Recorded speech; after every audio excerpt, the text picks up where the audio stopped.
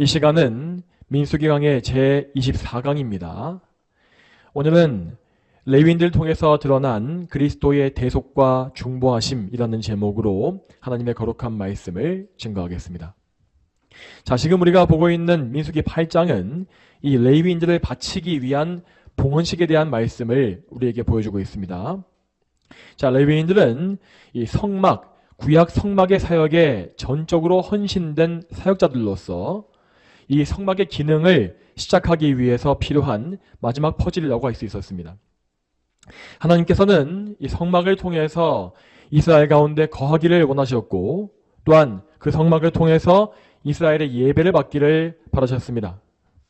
그래서 하나님은 이 레위인 사역자들을 온전히 구별하심으로써 그 레위인들이 성막에 필요한 모든 직무를 즉시 수행할 수 있게 만드신 것입니다.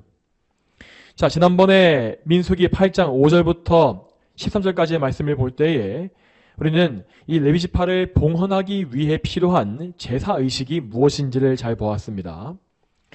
레위인들은 성막에서 봉사할 때에 이 거룩하신 하나님 앞에 이 가까이에 나아가는 것이었습니다. 자, 이렇게 죄인이 하나님 앞에 가까이 나가서 봉사한다는 것은 매우 좋은 일이었지만 또 동시에 매우 위험한 일이었으므로 하나님은 그들을 정결하고 거룩하게 하시기 위해서 이런 특별한 예식을 명하신 것입니다. 자, 이에 대해서 레위인들은 먼저 정결의 예식을 거쳐야 했는데 이는 의식법적인 오염을 제거하기 위한 이 절차였습니다. 그리고 그들은 수송아지 2마리를 각각 속죄 제물과 번제물로 바치라고 명받았습니다. 여기에서 속죄 제물은 그들의 더러운 죄를 속죄하기 위한 희생 제물이고, 번제물은 속죄가 이루어진 이후에 그들을 온전히 하나님께 헌신하기 위해서 바치는 제물이었습니다. 그리고 이 희생제사의 마지막은 지난번 본문 13절에 나와 있습니다. 13절을 보게 되면 레위인들을 흔들어 바치는 제물로 여호와께 드려라 라는 말씀이 나와 있습니다. 이 흔들어 바치는 제물이라는 것은 이 제물을 드리는 방식 중에서 요제라고 하였습니다. 자, 참고로 이스라엘 백성 중에는 제물을 바치는 방식이 총 4가지가 있었는데, 자, 그 4가지는 화제, 전제, 거제, 요제라고 하였습니다. 여기서 먼저 화제는 말 그대로 제물을 불켜서 바치는 방식이고, 전제는 포도주, 기름, 피 등의 액체로 되어진 물질을 이 제물을 부어서 바치는 방식입니다. 그리고 거제와 요제는 둘 다 비슷하게 제물을 높이 들어 올렸다가 내리는 방식인데, 그 중에서 요제는 제물을 들어 올린 후에 좌우로 흔드는 동작을 한다는 특징이 있었습니다. 자, 이렇게 요제에서 제물을 들고 흔드는 이 동작은 그 제물이 하나님께 바쳐졌다는 사실을 공개적으로 선포하기 위한 동작이라고 할 수 있습니다. 그러므로 13절에서 말하고 있는 이 요제는 레위인들을 대신해서 희생한 수송아지를 하나님께 흔들어 바침으로써 레위인들이 지금 이 수송아지 제물과 같이 하나님께 온전히 바쳐졌다라는 사실을 확정하는 이 제사였습니다. 이처럼 하나님은 거룩한 의식들을 통하여서 레위인들을 정결하게 하시고 하나님께 온전히 바치게끔 명하셨습니다. 자, 이렇게 레위인들의 봉헌식에 대한 명령이 계시가 내려졌다면 곧바로 그 봉헌식을 실제로 행하는 것이 나오는 것이 자연스러울 것입니다. 그런데 정작 봉헌식의 실행에 대한 말씀은 오늘부터 저뒤로 넘어가서 20절 이하에 나오는 것을 볼 수 있습니다. 그러니까 하나님은 봉헌식의 실제 거행에 앞서서 오늘 우리의 본문인 14절부터 19절까지의 말씀을 추가적으로 끼워서 말씀해 주신 것입니다. 그러니까 하나님은 재빨리 봉헌식을 시행하라고 재촉하신 것이 아니라 한 템포를 쉬어가면서 모세와 아론이 이 봉헌식을 위해 알아야 할 사실을 좀 더 구체적으로 알려주신 것이죠. 자, 그러면 하나님은 여기에서 무엇을 알려주신 것이겠습니까? 자, 24절에서 19절까지의 주제를 한마디로 정의해보자면 이것은 레위인들을 구별해서 바치는 목적, 레위인들을 구별해서 바치는 목적이라고 할 수 있겠습니다. 자, 이 주제를 생각할 때에 우리는 하나님께서 원하시는 것이 무엇인지를 먼저 생각해 봐야 합니다. 여러분, 하나님은 우리 인간을 어떤 기계나 로봇으로 지으신 것이 아니고 또 혹은 목적의식이 없는 노예와 같이 만드신 것도 아닙니다. 그렇기 때문에 하나님은 우리가 무엇을 행하든지 항상 그 일을 행하는 목적을 분명히 알고 또 소명의식을 가지고 행하는 것을 기뻐하시는 것임을 우리는 알아야 할 것입니다. 자, 여러분, 우리가 살고 있고 또 하나님을 섬기고 있는 궁극적인 목적은 항상 하나님의 영광입니다. 그리고 우리는 우리에게 주어진 이 세상에서 우리의 자리에서 주어진 모든 일을 다 하나님의 영광을 위한 소명으로 알고 충성되게 행해야 합니다. 당연히 이러한 목적을 생각하지 아니하고 그저 의무감에 의해서 습관적으로 기계적으로 하는 일들은 결코 하나님께 영광이 될 수 없습니다. 이러한 의미에서 하나님은 다시 한번 레위인들을 거룩하게 바쳐야 하는 이유와 목적을 설명해 주고 계신 것입니다. 만일 오늘 본문과 같은 말씀이 없었다면 레위인들은 지금 자기들이 무엇을 하는지도 모르는 상태에서 봉헌식에 참여했을 것이고 또한 더 나아가서 자기의 소명이 무엇을 위한 것인지를 잘 모르는 채로 사역에 임했을 것이 분명합니다. 그래서 하나님은 그러한 인간의 무지함과 불신앙을 미리 예방하시기 위하여서 레위인들의 이 사역의 목적이 무엇인지를 다시 한번 강조해 주고 계시는 것입니다. 자, 오늘 이 본문에서 레위인들이 구별되어 바쳐진 목적은 크게 두 가지로 제시되고 있습니다. 그 중에 첫째 목적은 이스라엘의 처음 태어난 자들을 대신하기 위함이라고 하였습니다. 자, 이 첫 번째 목적은 16절 말씀에 잘 나와 있습니다. 그리고 둘째 목적은 이스라엘 자손이 성소에 나올 때에 재앙을 당하지 않게 하기 위해서라고 되어 있습니다. 자, 이 두 번째 목적은 19절 말씀에 잘 나와 있습니다. 자, 그러면 이 두 가지의 목적을 잘 기억하시는 가운데에서 오늘 본문 말씀을 한번 보도록 하겠습니다. 먼저 본문의 14절과 15절 말씀 같이 한번 읽어보겠습니다. 오늘 민수기 8장 14절과 15절 말씀 같이 한번 읽어보겠습니다. 자, 시작. 너는 이렇게 하여 레위인을 이스라엘 자손 중에서 구별하여라. 레위인은 내 것이다. 너는 그들을 정결하게 하고 흔들어 바치는 제물로 그들을 드려라. 그 후에야 레위인이 회막에서 섬기기 위해 들어갈 것이다. 아멘. 자, 방금 읽었던 14절과 15절 말씀은 그 앞에 나와 있었던 5절부터 13절까지의 말씀을 요약하고 정리하는 이 본문입니다. 하나님께서는 레위인들에게 앞에서 명령하신 정결 예식과 희생제사를 다시 한번 강조해 주시면서 그들이 이 의식을 행함으로써 하나님께 바쳐져야만 사역을 할 수 있다라고 못 박아 말씀하십니다. 만일 모세와 아론이 이런 말씀을 듣지 아니하고 이 봉헌 예식을 성실하게 수행하지 아니하면 레위인들은 결단코 성막에서 섬기는 역할을 할 수가 없었던 것입니다. 자, 여러분, 이처럼 구약 시대에 하나님을 섬기기 위해서 이렇게 정결 예식과 제사와 같은 복잡한 의식이 요구되는 이유가 무엇이겠습니까? 자, 그런 모든 것은 하나님 앞에 인간의 상태가 어떠한지를 단적으로 보여주고 있는 것입니다. 모든 사람은 하나님 앞에 타락하고 부패한 죄인이기 때문에 그 죄를 그대로 가지고서는 하나님께 나아갈 수가 없습니다.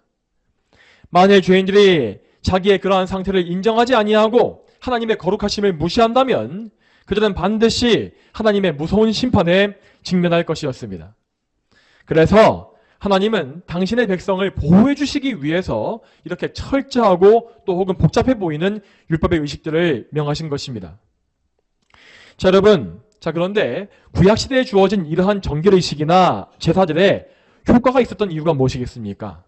자, 그것은 그 의식들이 모두 예수 그리스도를 예표하는 모형이었기 때문입니다. 즉, 구약의 백성들은 자기에게 주어진 그 의식들을 통해서 오실 메시아를 바라보는 믿음을 가졌기 때문에 그 믿음으로 말미암아 하나님께 받아들여진 것입니다. 하나님은 구약의 성도들에게 그리스도의 속죄 사역을 미리 적용해 주심으로써 그들이 하나님 앞에 담대히 나올 수 있도록 인도하신 것이죠. 자, 여러분, 여기에서 우리는 예수 그리스도를 믿는 그 믿음이 얼마나 중요한지를 다시 한번 정확히 알아야 합니다. 구약시대의 이스라엘은 하나님께서 명하신 정결 예식이나 희생제사를 드리지 아니하면 하나님 앞에 감히 나아가지 못한다고 하였습니다. 다시 말씀드리지만 우리를 포함하여 모든 사람은 하나님 앞에 도저히 나아갈 자격이 되지 못하는 죄인에 불과합니다. 그렇기 때문에 저 구약시대의 백성들은 예수 그리스도를 믿게 하고 미리 보여주는 그 의식을 반드시 치러야 했고, 그 의식에 포함되어 있는 모형을 통해서, 그림자를 통해서 오실 그리스도를 바라보고 믿어야 했던 것입니다. 만일 이 믿음이 없이 그리스도를 의지하지 않고 하나님 앞에 함부로 경솔하게 나아간다면 그들은 하나님 앞에 무서운 심판을 받고 죽임당할 수밖에 없었죠. 여러분, 우리가 일전에 레위기에서 보았던 이 나답과 아비후, 그러니까 아론의 아들인 나답과 아비후의 죽음은 바로 이러한 사실을 우리에게 잘 보여주지 않습니까? 나답과 아비후는 하나님께서 명하지 않으신 다른 불을 들이다가 죽임당했다라고 되어 있습니다. 그러니까 그들은 이 번제단에서 불을 취하지 않고 자기 마음대로 아무 불이나 가져와서 들이다가 심판을 받은 것이죠. 여러분, 이 사건이 궁극적으로 우리에게 보여주고 있는 바는 곧 그리스도를 믿는 믿음이 중요하다라는 사실입니다. 여러분, 회막 앞에 있는 번제단, 이 번제단이 예표하는 것이 무엇이겠습니까? 자, 그것은 제물을 피 흘려 바치는 장소로서 곧 우리의 희생제물이신 그리스도의 십자가를 예표하고 있습니다. 그러므로 제사장들은 그리스도의 십자가를 예표하고 있는 이 번제단에서 불을 취해서 가져옴으로써 그리스도의 십자가에 의지하는 믿음을 미리 예표한 것입니다. 그러나 나답과 아비후는 그러한 믿음을 가지지 아니하고, 그러니까 그리스도의 십자가가 아닌 다른 것에 의지하여서 하나님께 나아갔기 때문에 심판을 받은 것이죠. 자, 여러분, 그러므로 이러한 구약의 사건을 통하여서 우리는 정말로 큰 교훈과 책망을 받아야 할 것입니다. 우리는 지금 이렇게 매주 수요일과 주일에 공예배를 통해서 하나님 앞에 나아가는 은혜를 얻고 있습니다. 자, 여러분, 이 자리에 나올 때에 우리에게 제일 중요한 것이 무엇이겠습니까? 그것은 다시 말씀드리지만 예수 그리스도를 믿는 믿음임을 기억하시기 바랍니다. 나의 공로와 나의 의와 나의 자랑과 종교적인 우월감을 철저히 내어버리고 오직 그리스도의 공로에만 의지하여 하나님께 나아가는 그 믿음이 우리의 예배에는 반드시 필요한 것입니다. 그런데도 우리는 이러한 영적 경각심이 없이 안일하게 함부로 예배 자리에 나올 때가 정말 많지 않습니까? 우리에게는 구약시대와 같은 그런 즉각적인 재앙이 임하지 않기 때문에 우리는 항상 참된 믿음이 없이 간절한 사모함도 없이 그냥 예배에 나올 때가 참 많은 것 같습니다. 그렇지만 여러분, 구약시대와 같이 이렇게 눈에 보이는 재앙이 없다 할지라도 믿음으로 예배하지 아니하는 것은 하나님 앞에 정말 큰 죄라는 사실을 항상 기억하시기 바랍니다. 만일 여러분께서 이러한 말씀을 들으실 때에도 깨어나지 아니하고 또한 하나님께 믿음을 구하시지도 않는다면 여러분은 지금도 계속해서 하나님의 진노를 차곡차곡 쌓아나가고 있는 중임을 여러분 기억하십시오. 그러므로 사랑하는 여러분, 여러분의 예배를 잘 돌아보시고 항상 믿음으로 예배할 수 있기를 간구하시기 바랍니다. 오직 예수 그리스도 한 분만이 우리를 예배 가운데 하나님께로 인도하실 수 있습니다. 여러분을 거룩하게 구별하여서 하나님께 바치게 하시는 분은 역시 우리 예수 그리스도 한 분이십니다. 그러므로 우리는 예수 그리스도를 믿음으로 말미암아 우리 자신을 거룩한 산 제물로 하나님께 온전히 바쳐야 하겠습니다. 자, 그러면 계속 이어서 오늘 본문의 16절부터 18절 말씀을 같이 한번 보겠습니다. 민수기 8장 16절부터 18절까지 말씀 같이 읽어보죠. 자, 읽겠습니다. 자, 시작. 이는 그들이 이스라엘 자손들 중 모든 모태에서 처음 태어난 자들을 대신하여 내게 온전히 드려진 자들이며 내가 그들을 이스라엘 모든 자손의 처음 태어난 자를 대신하여 내 것으로 삼았기 때문이며 또 이집트 땅에 모든 처음 태어난 것을 죽일 때 이스라엘 자손 중 처음으로 태어난 것은 사람이나 짐승이나 모두 내 것으로 거룩하게 구별하기 때문이다. 이스라엘 자손 중 모든 처음 태어난 자들을 대신하여 내가 레위인들을 구별하였다. 아멘. 지금 우리가 방금 읽었던 이 말씀은 사실 민수기 3장에서 이미 한번 언급되었던 말씀입니다. 하나님께서는 이스라엘의 12지파 중에서 레위지파를 따로 구별하신 이유를 여기에서 말씀하십니다. 자, 그 이유는 출애굽 당시에 첫 번째 유월절 사건에 있었습니다. 하나님은 그날 밤에 10번째 재앙을 이집트에 내리시면서 이집트의 모든 처음 태어난 것을 다 죽이셨습니다. 여기에는 사람과 가축을 막론하고 모든 처음 태어난 것의 남자, 수컷이 포함되었습니다. 여러분, 여기에서 초태생, 즉 장남이라는 존재는 결국 모든 생명을 다 대표하고 있는 존재입니다. 그러므로 사실상 이 초태생에게 내리는 죽음의 재앙은 이집트의 모든 생명에게 내리는 죄에 대한 심판이라고 할 수 있겠습니다. 그러나 이 엄청난 재앙 가운데에서 이스라엘 백성들은 구원을 받았습니다. 하나님께서는 이스라엘의 각 가족마다 어린 양 한 마리씩을 잡아서 그 피를 좌우 문설주와 임방에 바르라고 명하십니다. 자, 그러면 죽음의 사자가 이집트 온 땅을 다닐 때에 그 문에 있는 피를 보고서 이스라엘의 집을 넘어갈 것이라고 말씀하셨죠. 이렇게 피를 보고 집을 넘어간다라고 해서 이 절기의 이름은 넘어가다라는 뜻의 히브리어 파샤로 불리게 되었고, 영어로는 패스오버, 한자어로는 유월절이라고 말하고 있는 것입니다. 자, 아무튼 하나님은 이때에 이스라엘의 모든 초태생을 살려주심으로써 그 모든 초태생을 당신의 소유라고 선포하십니다. 그들은 원래 자기의 죄 때문에 이집트인들과 함께 죽었어야 했지만 오직 하나님의 은혜로 말미암아서 생명을 얻었기 때문입니다.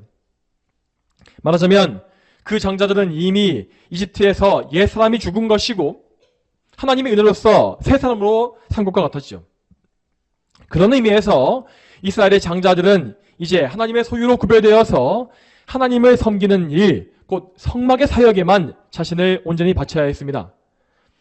자, 여러분, 그렇지만 만일 이스라엘 백성의 장자들이 모두 다 성막의 일만 하게 된다면 이스라엘 전체에는 큰 문제가 생길 수밖에 없었습니다. 그 당시에 장자들은 각자의 가족을 책임져야 할 임무를 가지고 있었고, 또한 이미 집안 대대로 물려받은 가업을 이어갈 사람들이기 때문이었습니다. 그런데 그러한 장자들이 한순간에 성막의 사역에 다 차출된다면 이스라엘 지파 전체에는 큰 혼란이 일어날 수밖에 없었죠. 그리고 성막의 사역자가 이렇게 중구난방으로 각 지파에서 다 나오게 되면 그들의 사역을 가르치고 전수하는 일 역시 상당히 어려워지게 될 수밖에 없었습니다. 그래서 하나님은 그분의 지혜로서 이스라엘의 12지파 중에 한 지파를 따로 불러 택하신 것입니다. 그 지파가 바로 레위지파였습니다. 레위지파는 대제사장으로 예정된 아론의 지파이기도 했고, 또한 하나님을 향한 열심 역시 남다른 지파였습니다. 이러한 배경 가운데에서 하나님은 레위지파를 택하여 성막의 사역자로 세우심으로써 그들이 이스라엘의 장자들의 역할을 대신하게 만드신 것입니다.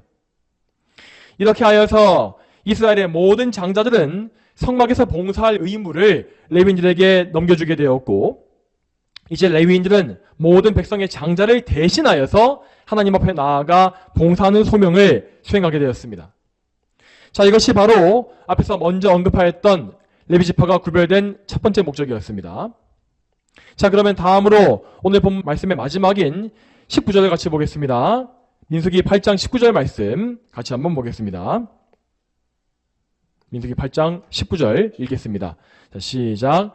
내가 이스라엘 자손 중 레위인을 아론과 그 아들들에게 주어서 이스라엘 자손을 대신하여 회막의 일을 섬기게 하고 이스라엘 자손들을 위해 속죄하게 하였으니 이스라엘 자손이 성소에 가까이 갈 때 재앙이 이스라엘 자손에게 임하지 않을 것이다. 아멘.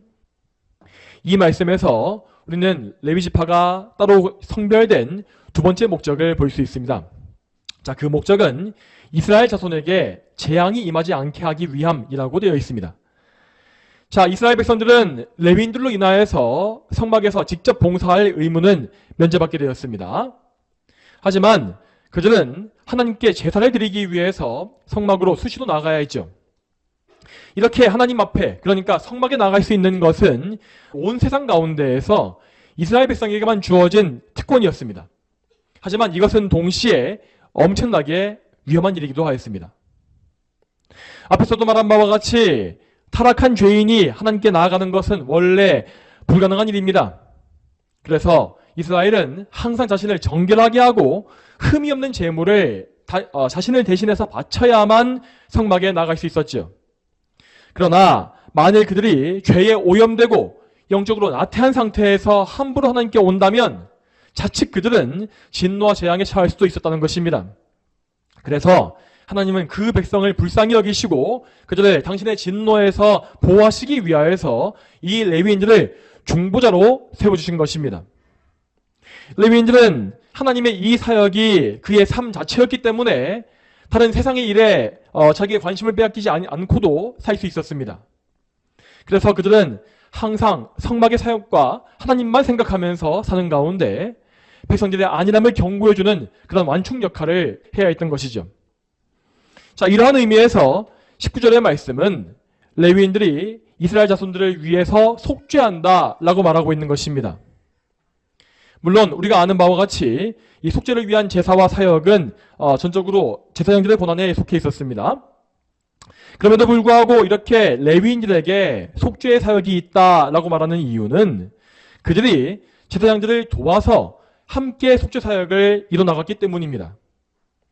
이처럼 레위인들은 이스라엘 백성들을 보호하기 위해서 부름받았고 하나님과 이스라엘 사이의 관계가 손상되지 않게끔 인도하는 사역자로서 세워진 것입니다. 자, 여러분, 이렇게 하여서 우리는 오늘 본문 말씀에 기록된 레위인들의 목적 두 가지를 다 보았습니다. 이것을 다시 정리해서 말씀드리자면 첫째, 이스라엘의 장자들을 대신하기 위한 목적. 둘째, 이스라엘을 진노와 재앙에서 보호하기 위한 목적이라고 하였습니다. 이 두 가지의 목적을 두 단어로 짧게 요약하자면 이것은 대속과 중보라고 할 수 있습니다. 자, 대속과 중보, 이것을 기억하시기 바랍니다. 말하자면 이스라엘을 대신하여서 자기를 바치는 것, 이것이 대속이고 이스라엘을 하나님의 재앙에서 보호하는 것, 이것이 중보라고 말할 수 있습니다. 여러분, 이 두 가지의 사역, 이 대속과 중보의 사역을 우리는 누구에게서 가장 잘 볼 수 있겠습니까? 그것은 바로 우리의 구주이신 예수 그리스도에게서입니다. 예수 그리스도께서는 당신 자신을 우리를 위한 대속물로 내어주셔서 대속의 사역을 감당하셨고 또한 하나님과 우리 사이에 유일한 중보자가 되어주심으로써 중보의 사역을 하셨습니다.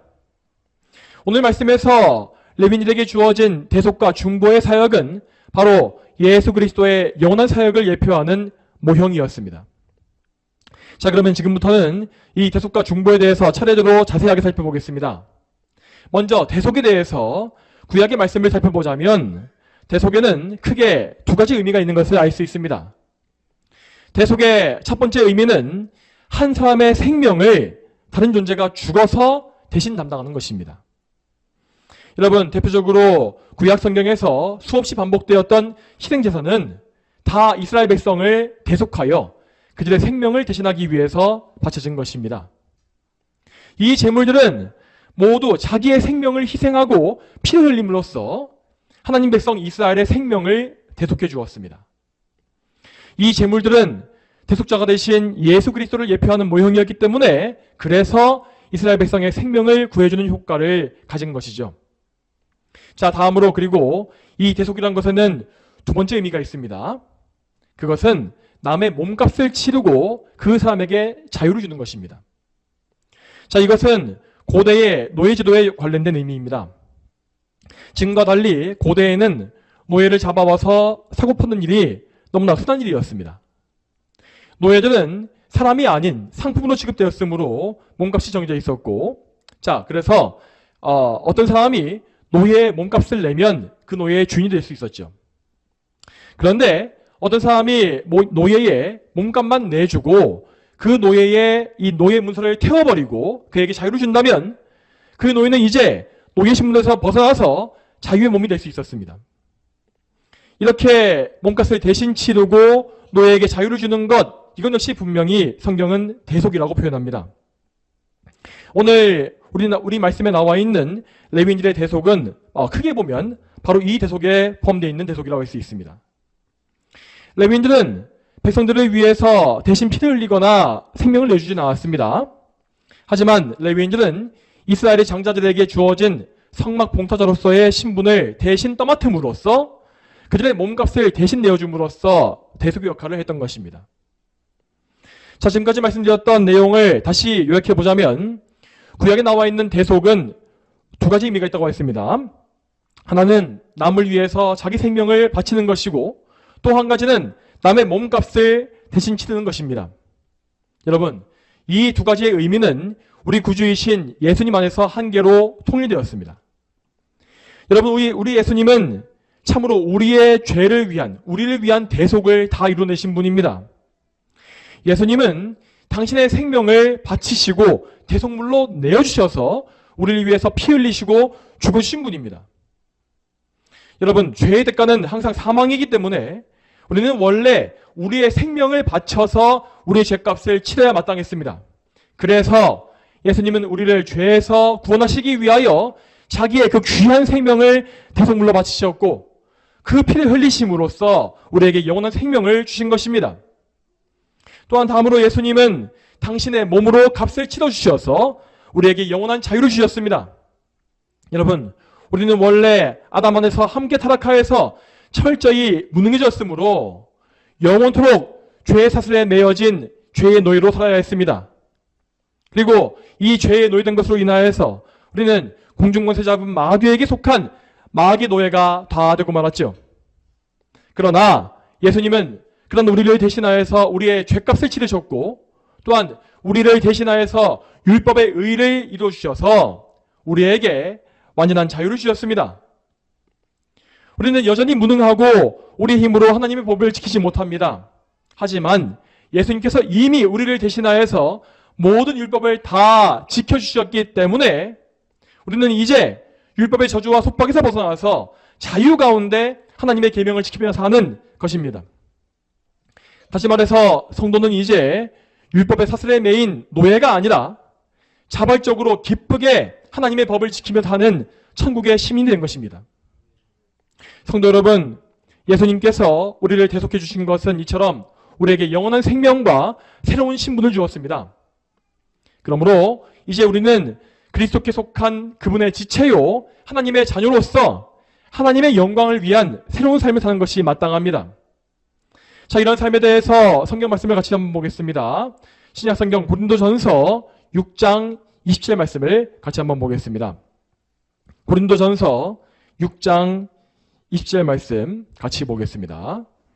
하나님께서 값을 치르고 너희를 사셨으니 너희의 몸으로 하나님께 영광을 돌려라. 아멘. 여러분, 이 말씀과 같이 우리는 하나님의 독생자이신 그리스도의 몸값, 생명값으로 자유를 얻은 것이고 이제 그래서 하나님의 소유물이 된 것입니다. 그렇기 때문에 우리는 이제 하나님의 은혜에 감사하는 가운데 우리의 남은 삶을 하나님의 영광을 위해서 바치는 거룩한 백성이 다 되어야 하는 것입니다. 누구든지 성령으로 거듭나서 그리스도를 믿고 있는 참 성도들은 누가 강요하지 않고 시키지 않아도 이 신분에 대해서 다 알게 되어 있습니다. 그러므로 여러분께서는 여러분에게 이러한 거룩한 삶에 대한 열망이 있는지 없는지를 점검하심으로써 여러분이 지금 어떤 상태에 있는지를 정확히 분별하고 하나님께 도우심을 구하셔야 하겠습니다. 자, 다음으로 우리는 예수님의 중보의 의미에 대해서도 살펴볼 필요가 있습니다. 오늘 말씀의 19절에서 하나님은 이렇게 말씀하신 바 있습니다. 자, 오늘 본문의 19절 말씀 제가 한번 읽어보겠습니다. 내가 이스라엘 자손 중에 레위인을 아론과 그 아들들에게 주어서 이스라엘 자손을 대신하여 회막의 일을 섬기게 하고 이스라엘 자손들을 위해 속죄하게 하였으니 이스라엘 자손이 성소에 가까이 갈 때에 재앙이 이스라엘 자손에게 임하지 않을 것이다. 아멘.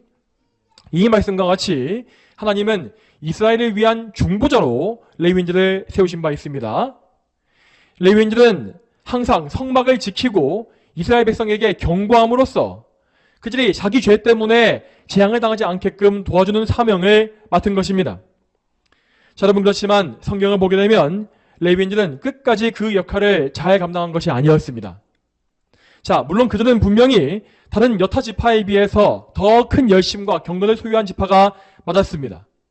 하지만 레위인들은 본질상 다른 백성과 동일한 죄인이었고 또한 예수님의 작은 모형에 불과했음을 알아야겠습니다. 그러한 레위인들의 한계를 우리는 민수기 말씀 중에서 잘 볼 수 있습니다. 자, 이에 대해서 민수기 16장 말씀을 펴놓고 말씀을 들으시기 바랍니다. 민수기 16장 말씀을 펴놓으신 상태에서 말씀을 들으시기 바랍니다. 자, 민수기의 16장을 보시게 되면 우리는 고라와 다단과 아비람이 모세에게 반역하는 사건을 볼 수 있습니다. 자, 이 중에서 반역을 주도한 고라는 이 레위인으로서 그하 족속에 속한 자라고 되어 있습니다. 자, 이 사람들은 가나안 땅 입성에 실패한 직후에 이 입성 실패의 책임을 모세와 아론에게 전가시켰고, 왜 이스라엘 백성의 주도권을 모세와 아론만 독점하느냐고 비방하게 이르렀습니다. 그렇지만 성경에 나와 있는 바와 같이 모세와 아론이 가진 권세는 하나님이 직접 그들에게 주신 것이었습니다. 그러므로 고라는 결국 모세와 아론을 세우신 하나님께 반역한 것이 된 것입니다. 이 엄청난 반역의 사건으로 인하여서 고라와 그 가족은 땅이 갈라져서 산채로 삼켜지는 엄청난 재앙을 당하게 된 것을 우리는 볼 수 있습니다. 여러분, 우리는 이렇게 고라의 반역에 대해서 그저 성경의 기록만 보고 있기 때문에 별다른 충격을 느끼지 못할 수 있습니다. 하지만 민수기 당시의 시점에서 레위 지파 중에, 그러니까 딴 지파도 아니고 레위 지파 중에서 이런 반역이 일어났다는 것은 정말로 충격적인 사건이 아닐 수 없습니다. 원래 과거 레위 지파는 금송아지 사건이 있었을 때에도 하나님께 끝까지 반역하지 아니하고 충성을 다했던 사람들이었습니다. 그런데 그 신실한 레위인들 중에서도 이 중요한 위치에 있는 인물이 이렇게 반역하여서 전무후무한 심판을 받게 된 것입니다. 여러분, 이러한 사건은 분명히 구약시대의 중보자들이 얼마나 연약하고 유한한 존재였는지를 우리에게 잘 보여주고 있는 것입니다. 이 레위인들은 나름대로 최선을 다해서 자기의 삶을 하나님께 바쳤고 평생에 자기의 자유를 희생해 가면서 성막의 봉사를 잘 담당했습니다. 그럼에도 불구하고 그들은 연약한 죄인이었기 때문에 이렇게 불신앙에 빠지고 멸망하는 자들이 나왔던 것입니다. 여러분, 이와 같이 구약의 모형들은 영원한 중보자이신 그리스도를 가리키는 것으로서 그리스도께서 오셨을 때에 모두 폐지되었습니다. 여러분, 이제 우리에게는 영원하고 완전한 중보자이신 예수 그리스도께서 계십니다. 예수님은 우리의 유일한 중보자로서 하나님과 우리의 사이를 이어주시며 항상 화목하게 해주십니다. 우리 모두는 죄로 인하여서 하나님과 원수 관계에 들어갔으므로 도저히 하나님과의 관계를 회복할 수 없었습니다.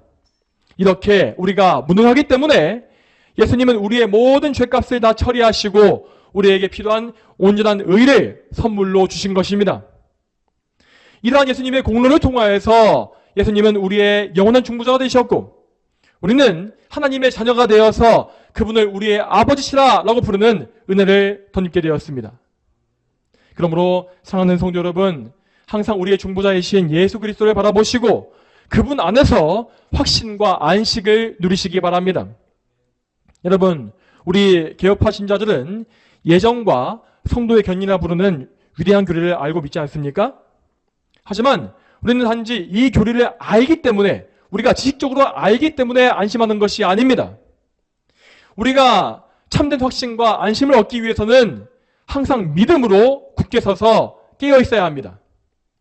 그저 칼빈주의 교리를 내가 믿고 있으니까 나는 안심할 수 있다라고 믿는 것은 성경에 전혀 근거가 없는 교조주의적인 신앙입니다. 우리는 지금 교리와 신학 때문에 안심하는 것이 아니고 우리의 구주이신 예수 그리스도로 인해서 안심할 수 있다는 것입니다. 그러므로 우리는 항상 삶 가운데 그리스도를 찾고 구하면서 내가 지금 그분과 동행하고 있는가 아닌가를 확인하는 그런 영적 경각심을 늘 유지해야겠습니다. 지혜로운 양들이 목자를 항상 바라보면서 목자의 보호하심 아래에서 안심하는 것과 같이 우리는 우리의 유일한 생명이시요 구주이신 예수 그리스도를 바라보면서 그분께 의지하면서 그리스도의 보호하심 가운데서 확신과 안식을 누려야 하는 것입니다. 사랑하는 성도 여러분, 오늘 우리는 구약시대 레위인들의 사역을 통해서 그리스도의 대속과 중보의 사역을 살펴보았습니다. 이 말씀을 다시 한번 잘 묵상해 보시고, 그래서 여러분께서 어떤 믿음을 가지고 어떤 삶을 살아야 할지를 잘 생각해 보시기 바랍니다. 성경에서 예수님은 여러분을 거룩하게 하시기 위해서 그분의 피를 흘리셨다라고 되어 있습니다. 그러므로 예수 그리스도를 믿는 모든 사람들은 이 세상과 구별되어서 그분의 피로 말미암아 정욕과 욕심을 십자가에 못 박아야 합니다. 그리고 우리는 하나님의 영광을 위해서 우리 자신을 산 제물로 바침으로써 나 자신을 세상에 대해서 죽은 자로 알고 하나님께 대해서만 산 자로 여겨야 하겠습니다. 우리 모두가 이 믿음을 가지고서 예수 그리스도를 통해서 하나님께 영광 돌리는 거룩한 백성이 되기를 주님의 이름으로 축복합니다. 다 함께 기도하겠습니다. 하나님 아버지, 오늘도 민수기의 말씀을 통해서 또 이 말씀에 나와 있는 레위인들의 직무를 통하여서 우리가 우리 구주이신 예수 그리스도의 귀한 사역을 다시 한번 돌아보게 하심에 진심으로 감사합니다. 하나님, 예수님의 이 사역은 과거에 멈춰 있는 것이 아니라 지금도 여전히 우리에게 임해 있으며 또 우리에게 항상 효과를 발휘하고 있고 또한 영원히 우리를 붙잡으며 우리를 저 천국에서도 항상 붙잡으시는 줄로 믿습니다. 하나님, 우리는 항상 예수 그리스도의 공로에 의지하여서 하나님께 나아가며 또 성령님의 보호하심 가운데 살 수 있음을 또한 믿습니다. 아버지여, 저희가 이러한 사실을 굳게 믿는 가운데서 하나님을 거룩하게 예배하게 하시고 또한 더 나아가서 우리의 전 삶을 이 레위인들과 같이 예수 그리스도와 같이 하나님께 온전히 구별해 바치는 그런 거룩한 삶을 능히 살 수 있도록 주여 저희를 붙잡아 주시옵소서. 항상 저희에게 이런 믿음을 주시고 또 주시기를 간절히 소망하오며 이 모든 말씀 거룩하신 예수님의 이름으로 기도 올립니다. 아멘.